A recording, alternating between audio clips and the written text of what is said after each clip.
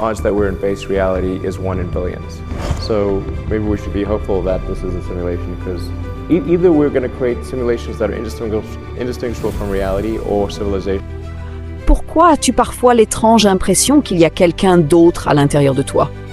Une présence qui n'agit pas, ne bouge pas, ne parle pas avec la bouche, mais qui pourtant est là, toujours là. Ce n'est pas un personnage que tu inventes, ni une illusion. C'est silencieux, mais vivant, invisible, mais éveillé. Ce quelque chose ou quelqu'un t'accompagne depuis toujours. Il observe, il ressent, il te regarde vivre, sans jamais se montrer. Pourquoi entends-tu une voix lorsque tu lis dans ta tête? Qui parle? Qui est cette présence capable de former des mots, de les comprendre, sans même que ta bouche ne bouge ou qu'un seul son ne soit émis? Qui en toi est à la fois le narrateur et l'auditeur? Et surtout, qui est-ce qui pose ces questions? C'est là que le mystère commence, là où le silence devient plus profond que le bruit, là où la conscience elle-même devient une énigme. Toi, justement, toi. Faisons une petite expérience. Ferme les yeux. Maintenant, lis dans ta tête ce mot simple. C'est fait. Tu l'as entendu, tu l'as prononcé intérieurement. Et pourtant, personne autour de toi ne l'a perçu. Tes lèvres sont restées closes. Ton corps n'a pas bougé. Mais cette voix, tu l'as bel et bien entendue. Elle était nette, présente, réelle. Alors dis-moi, qui vient de parler? Ce n'était pas un bruit ni un souvenir. Ce n'était pas ton cerveau au sens mécanique. Ce n'était pas ton corps. C'était toi.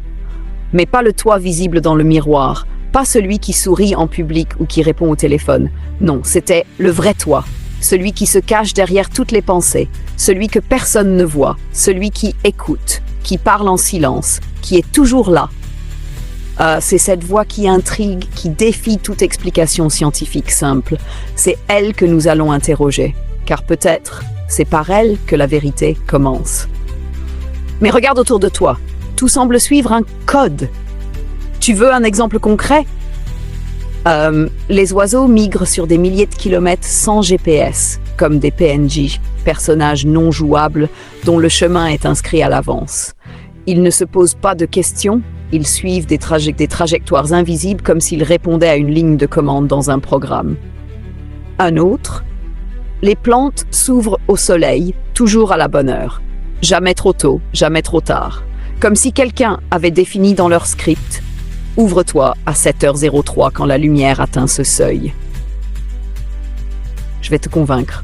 Les saisons, les marées, les éclipses, tout suit un cycle sans défaillance. Un script universel, une horloge cosmique où rien ne déborde. Encore, la Terre tourne et se déplace dans l'espace avec une précision presque irréelle, jamais en panne, jamais en retard. Et ton propre corps, il suit aussi un script, naissance, croissance, vieillissement. Tes cellules se renouvellent à intervalles réguliers, ton cœur bat selon une horloge biologique que tu ne contrôles même pas. Comme un personnage de jeu vidéo qui passe des niveaux, ton organisme traverse des phases sans jamais avoir reçu de manuel. C'est comme s'il avait été programmé dès le départ. Et puis, il y a la mécanique quantique, là où la matière elle-même semble instable. Les particules ne prennent une position définie que lorsqu'on les observe. Comme si elles n'étaient rendues que lorsqu'un joueur s'en approche. Exactement ce que font les moteurs de jeux vidéo pour économiser les ressources. L'univers ferait-il pareil? La réalité serait-elle générée à la demande, au lieu d'être toujours présente? Même la lumière, si naturelle, est faite de photons de particules lumineuses, comme des pixels d'un affichage à l'écran. Et si ce que nous voyons n'était que cela, un affichage dynamique, un univers généré par une immense machine dont nous serions à la fois les personnages et les spectateurs. Mais au cœur de ce monde rigide, ordonné, parfaitement orchestré, il y a toi, ou plutôt cette voix en toi. Elle ne suit aucun script, elle rêve, elle doute, elle philosophe, elle remet tout en question. Contrairement à ton corps, ton esprit ne grandit pas en ligne droite. Il saute, il explore. Et si c'était lui le vrai joueur?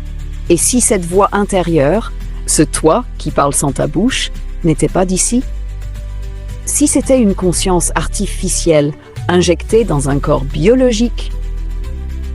Imaginons, Une civilisation suffisamment avancée pour créer des simulations entières avec des consciences intégrées. Tu connais la classification des civilisations par le physicien Nicolai. Type 1 est capable de contrôler toute l'énergie de sa planète. Volcans, océans, tremblements de terre, climat, énergie solaire, éolienne, etc. Une civilisation de type 2 contrôle l'énergie de son étoile. Elle pourrait construire une sphère de Dyson, une gigantesque structure entourant le Soleil pour en capter 100% de l'énergie émise. Une civilisation de type 3 maîtriserait l'énergie de toute une galaxie. Elle pourrait déplacer des planètes, extraire les ressources d'astéroïdes entiers, utiliser les trous noirs comme source d'énergie, transformer les étoiles en centrales. Nous, ici sur Terre, nous ne sommes même pas encore de type 1, et pourtant nous sommes déjà capables d'imiter un cerveau humain. Alors imagine une civilisation de type 2 ou 3. Elle pourrait simuler un univers entier, injecter des consciences, tester des réalités, sans que les consciences internes ne réalisent qu'elles sont dans une simulation. Peut-être que nous ne sommes pas les premiers à tenter de créer la vie artificielle.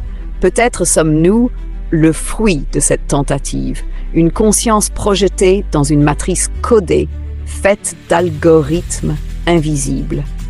Et c'est là que science et spiritualité se rejoignent. Les scientifiques ne croient souvent pas en Dieu, faute de preuves. Mais que fait la science aujourd'hui, sinon dévoiler les codes d'un système qui semble justement trop parfait pour être aléatoire? Peut-être que le langage scientifique lui-même est en train de nous chuchoter quelque chose. Peut-être qu'il y a un Dieu, un créateur, mais qu'il parle par formules, lois et probabilités, que son œuvre est si parfaite qu'on la prend pour naturelle. Et si cette voix en toi n'était pas une simple pensée, mais un rappel, un signal, une trace d'un ailleurs, une preuve que tu es plus que ce corps, plus que ce monde, plus que cette simulation, une conscience libre dans un univers programmé. Et si c'était elle, la seule chose que la simulation ne peut pas contrôler, la faille dans le système, l'échappatoire. Imaginons un instant. Et si on découvrait la faille, un moyen de sortir de cette simulation, et si certains d'entre nous tentaient vraiment de s'échapper? Est-ce cela, au fond, l'événement que certains appellent le enlèvement chrétien, ou juste une bande de conscience éveillée qui tente de quitter la partie et rejoindre le monde réel? Et maintenant, imagine qu'un officier supérieur dans le monde réel, chargé de surveiller la simulation Humanité 3870, la nôtre, visiblement, remarque que des consciences internes commencent à comprendre le système et cherchent la porte de sortie. Il pourrait simplement hausser les épaules, soupirer et dire « encore une bande de consciences qui veulent se barrer ». Bon, redémarrage système. Mémoire effacée, civilisation disparue, et nous revoilà à tailler des silex en slip de mammouth. Un vieux sage m'a dit un jour, avec un regard plein de vécu, « Tu sais, parfois, il vaut mieux vivre sans se poser trop de questions. » Il avait peut-être raison. Ou peut-être qu'il voulait juste éviter un redémarrage. Alors, si tu veux éviter le reset, restez en ligne et continuez à explorer ces idées complètement déroutantes mais délicieusement perturbantes. Abonne-toi à cette chaîne, like la vidéo si ton esprit ne s'est pas encore évaporé et partage-la à un ami qui pense que les pigeons sont des drones du gouvernement. Spoiler, il n'a peut-être pas tort. Allez, reste conscient ou pas. À très bientôt dans une autre dimension ou dans les commentaires.